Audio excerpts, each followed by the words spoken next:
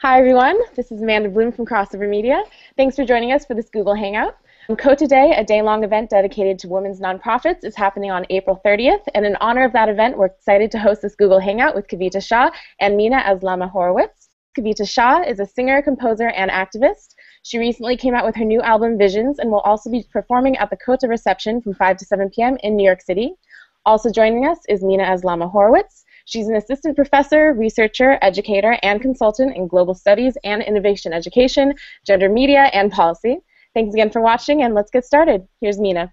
Kavita, you are such a versatile artist. You master so many different genres. You work with people from all around the world. That sounds like an exciting life. Yeah, it definitely is. I think there's things I'm still trying to master. Sometimes it can be a little overwhelming. You feel a little bit spread out when you have different interests. If I just did jazz standards, which I absolutely love, I would be missing something. If I used to work in human rights full-time before I dedicated myself to music. If I were doing that, I would feel that the music is missing. Now that I'm doing the music all the time, I start to think about these other values. You already kind of gave us a hint about the fact that you almost chose another career path before you chose to be a musician at least 75% of your life, or 95. Tell us a little bit about that. How did that come about? I went to Harvard. I majored in Latin American studies, and I spent a lot of time in Latin America. And I think even before that, I think it's a value that was kind of instilled in me from childhood, growing up as a child of immigrants from India, and traveling to India even as a toddler. So being exposed to social inequality and disparities from a very early age.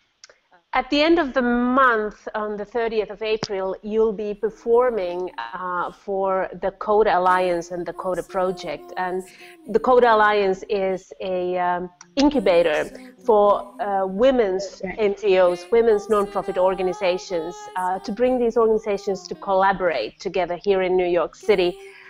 Why did you choose to support Kota? I know you've been part of their crowdfunding campaign as well. Why women's rights? There is inequality for women even in the most developed of countries in terms of wage inequality and so on and so forth. And the idea of having a safe space for women to support one another and also to build their own businesses, organizations, to have a space to really affirm their own agency is empowering and incredibly important. What is next for you? What are your new projects that you'd like to share with us? I'm working on a duo project now with a bassist, François Mouton from Paris, that's been really interesting because we're both jazz musicians and we're exploring some jazz standards, but also different types of world music. I have some other projects in the work that I'm not announcing for the moment, but I think this question of social engagement is very much on my mind. Thank you so much for talking to us about human rights and music and how that all it all is the same. It's been a great pleasure. Thank you, Amanda, for Thank you so much for having us, Minna. On behalf of Crossover Media, thank you so much to Minna and Kavita for such a great discussion. You can find out more about the Kota Project and Kota Day at kotaproject.org. And remember, you can also see Kavita Shah and her band perform at the reception from 5 to 7 p.m. That event is going to be open to the public. If you missed any part of our Hangout, you'll also be able to watch it again over on our Crossover Media YouTube page. Also, feel free to follow us on Facebook and Twitter at _Crossover Media.